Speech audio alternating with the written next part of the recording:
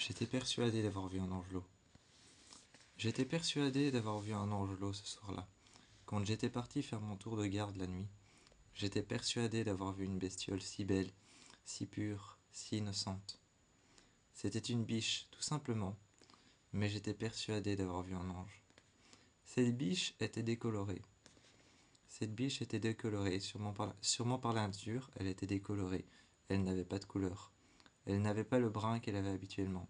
Elle n'avait pas les petites lignes noires qu'elle avait habituellement sur la tête, sur le cou, et qu'elle avait habituellement sur le dos, jusqu'à sa queue. Elle n'avait pas ces petites couleurs brunes foncées qu'elle avait à la patte. Elle n'avait rien de tout ça. Elle était toute blanche et entièrement décolorée. C'était peut-être dû aux produits chimiques lâchés dans la nature, mais je n'y croyais pas. Je n'y croyais pas. J'ai décidé de la suivre pendant un moment, mais elle s'est enfuie dans la forêt. Je l'ai vue lever la tête comme si elle avait entendu un bruit, ou comme si elle avait été saisie par quelque chose. J'ai décidé de la suivre et je suis arrivé devant une vieille maison en bois. J'ai alors vu plein de petits angelots qui étaient recroquevillés les uns sur les autres. Des petites biches avec les bois qui n'avaient pas encore poussé, ou des bois qui étaient petits comme un ongle. Je les ai regardés, ils étaient là, l'un contre l'autre. J'ai alors, j'ai alors vu tous ces petits angelots blancs, et je les ai pris. Je les ai pris un à un. Je les ai mis à l'intérieur, je les ai mis à l'intérieur d'une boîte dans laquelle il y avait déjà des trous, si jamais je récupérais un animal blessé. Si jamais je récupérais un animal blessé ou alors un animal qui s'était perdu, je le mettais dans cette boîte avec 2-3 trous que j'avais fait. Cette boîte, je l'ai fermée, je l'ai sanglée. Pendant une minute, je l'ai mis à l'arrière de mon pick-up.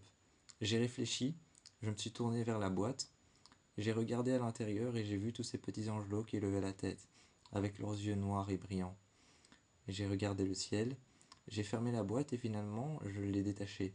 Je l'ai prise à côté de moi dans la voiture. Je l'ai attachée sanglée au fauteuil, j'ai passé la ceinture au-dessus. J'ai démarré et je suis arrivé au quart de tour à la maison. Quand je suis arrivé au quart de tour au chalet à la maison, j'ai pris cette boîte et j'ai été voir. J'ai été voir dans le garage comment est-ce qu'ils allaient, comment est-ce qu'ils s'étaient portés pendant le trajet. Je me suis alors précipité en haut. J'ai pris un vieux biberon de quand j'étais jeune. J'ai trafiqué une paille en métal. Je l'ai enfoncé dans le biberon que j'ai pris quand j'étais jeune. J'ai enfoncé cette paille en métal que j'avais trafiquée et pliée. Je l'ai accrochée sur le côté avec une sangle, avec de la ficelle et je l'ai collée. J'ai aéré la boîte pendant 2-3 minutes, ensuite j'ai remis les petits angelots à l'intérieur. J'ai remis les petits bébés de la biche à l'intérieur. J'ai mis de l'eau dans le biberon et ils venaient boire. Ils venaient boire comme si leur mère était encore là. Leur mère était partie, mais je ne l'ai plus jamais revue. Par contre, j'ai récupéré les petits. Je me suis dit que le jour où je la reverrai, peut-être que je les lâcherai dans la voiture. Peut-être que je les relâcherai. Je les relâcherai dans la nature en partant avec ma voiture le jour où je la reverrai. Mais en attendant, je les garde chez moi. Je les garde dans un endroit précieux, là où je fais pousser des plantes. Là où il y a un climat un peu près tropical et un peu près similaire à la forêt. Je les garde là, dans cette petite boîte que j'ai aménagée pour eux, avec des coussins confortables, avec des couvertures chaudes, avec le climat tempéré qui ressemble un peu à celui de la forêt, à cause des plantes que je fais pousser. Je les garde là et je vais les voir tous les jours. J'ai été les voir et l'un d'eux avait une petite tache blanche. L'un d'eux avait une petite tache blanche à la patte, un peu plus claire que tout son pelage. Un autre à la patte avant gauche, avait une tache noire. Je les ai regardés, ils étaient tous différents. L'un d'eux avait juste une petite tache brune entre ces deux bois qui n'avaient pas encore poussé.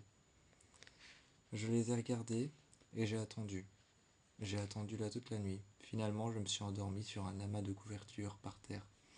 J'avais attendu toute la nuit et je les surveillais. Je surveillais mes petits angelots. Le lendemain, je suis parti. Le lendemain, je suis parti avec une arme dans la forêt. Je suis parti avec une arme dans la forêt, non pas pour tuer, ou non pas pour tuer, ou simplement abattre des animaux, mais pour faire mon tour de garde. Cette arme, c'était pour me protéger. Je l'avais pris avec moi pour me protéger, en cas d'accident, ou en cas d'accident, ou au cas où un animal me foncerait dessus. Peut-être un cerf, les bois baissés. J'avoue que si un cerf me fonçait dessus, les bois baissés, je n'hésiterais pas une seconde à tirer. C'est pour ma survie. C'est ce qu'on appelle la loi du plus fort. Mais je les ai regardés et j'ai repensé à eux. J'ai vu un cerf dans la forêt. J'ai repensé à ce que j'avais dit, que je n'hésiterais pas une seconde si je verrais un cerf foncer vers moi, les bois baissés et attaquer. J'ai repensé à eux, finalement j'ai baissé ma garde. J'ai fait mon tour de garde et je me suis dit, bon, attends, il va bien se passer quelque chose. J'ai revu passer cette jeune biche blanche, je l'ai revue passer. Je l'ai approchée. En fait, elle n'était pas blanche. Elle était simplement couverte d'un produit qui rendait son pelage blanc. Je l'ai caressée, ma main aussi est devenue blanche. Il s'agissait d'une mine un peu plus loin dans laquelle j'ai été, qui relâchait un produit blanc, de la poussière blanche, qui s'était posée sur son pelage. À un moment, morte de fatigue,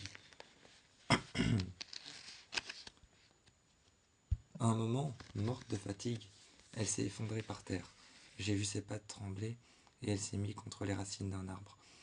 Je suis venu près d'elle, je l'ai caressée, je l'ai nettoyée. Je l'ai nettoyée avec une brosse que j'ai vite été chercher dans mon pick-up. J'avais toujours cette brosse avec moi. Au cas où un animal était blessé, il fallait que je détache le sang séché. J'ai pris cette brosse et je l'ai nettoyée. Je l'ai dépoussiérée de toute cette poussière. J'ai été voir la mine avec un masque que je posais contre mon visage, que je n'avais pas attaché. Je n'avais pas attaché le masque, mais je le posais contre mon visage. J'ai regardé la mine. À l'intérieur, il y avait plein d'animaux. Des animaux déjà morts et des animaux qui patientaient, qui attendaient de trouver un moyen de sortir. Je les ai tous guidés vers l'extérieur. Cette mine dégageait de la poussière de mercure. Elle dégageait de la poussière de mercure, un produit qui était extrêmement toxique et extrêmement nocif. Je me suis demandé comment est-ce qu'une mine pareille pouvait arriver là. Ce soir-là, j'avais fait mon devoir. J'avais dégagé plein d'animaux. De cet endroit.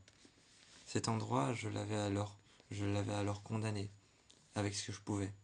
Le lendemain, j'étais revenu avec des pierres, des barrières, des vieux morceaux de métal, des planches de métal. Je l'ai condamné avec ma visseuse, avec des clous, avec des planches. Bref. Et j'ai appuyé aussi dessus plein de grosses pierres pour que ça ne se retourne pas et que ça ne tombe pas. Bref, j'ai condamné cet endroit pour qu'aucun animal n'y aille. Tous les animaux que j'avais libérés, lièvres, biches, cerfs, chats de la forêt, chiens de la forêt, bref, tous ces animaux que j'avais libérés, je les avais nettoyés un à un. Ça m'avait pris du temps, mais je les ai regardés partir dans la forêt, rejoindre leur terrier, pour ce qui est des lièvres et des lapins. Pour ce qui était des chats et des chiens de la forêt, je les ai vus grimper sur des arbres qui s'étaient effondrés par terre. Pour ce qui était des cerfs, je les ai simplement vus se retourner vers moi, me regarder, me faire un signe de tête, lever les oreilles et ensuite partir. J'ai rejoint mon pick-up. Ce soir-là, je suis arrivé. Nelly, tu m'as regardé dans les yeux et tu m'as dit « Mais tu pues !» Je t'ai regardé et j'ai dit merci. J'ai dit merci, mais c'est parce que j'ai sauvé des animaux. Il m'a demandé comment ça. Explique, un peu plus de contexte. Il m'a dit alors en souriant, un peu plus de contexte serait le bienvenu. Je lui ai expliqué, effondré sur le canapé. J'étais mort de fatigue, que j'avais découvert une mine qui relâchait du mercure en poussière, et que c'était extrêmement nocif. Tu m'as regardé étonné et tu m'as demandé si j'avais fait quoi que ce soit pour pouvoir empêcher ça. J'ai dit que oui, j'avais libéré quelques animaux qui étaient coincés à l'intérieur. Je les ai libérés, nettoyés, je les ai regardés partir, et j'avais condamné cet endroit, afin que tout le mercure reste dans le sol. Je sais que ce n'est pas la meilleure des choses à faire, mais c'est la meilleure des choses à faire pour les animaux. Peut-être pas pour la terre, mais j'avais condamné cet endroit afin qu'il reste fermé et que le mercure reste prisonnier. Prisonnier dans le sol ou prisonnier de cet endroit. Bref, j'avais fait mon devoir. J'avais fait mon tour de garde. J'étais allé dans le garage et j'avais regardé les petites biches. Je leur ai apporté de quoi manger. Je leur ai apporté de quoi manger. Des petits morceaux de viande. Des petits morceaux de viande crue que j'avais déposés. J'avais aussi versé le sang si jamais. Quand je les ai regardés manger et boire, j'ai fermé la boîte ensuite. J'ai fermé la, j'ai fermé j'ai fermé la porte, je suis allé dans le salon. Je suis revenu une minute plus tard. Je suis revenu une minute plus tard.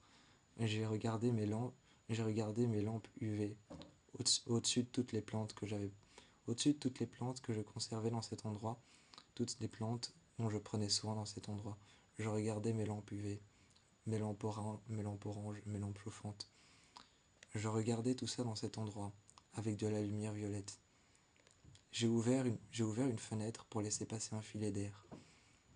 Ensuite, j'ai mis une couverture juste au-dessus.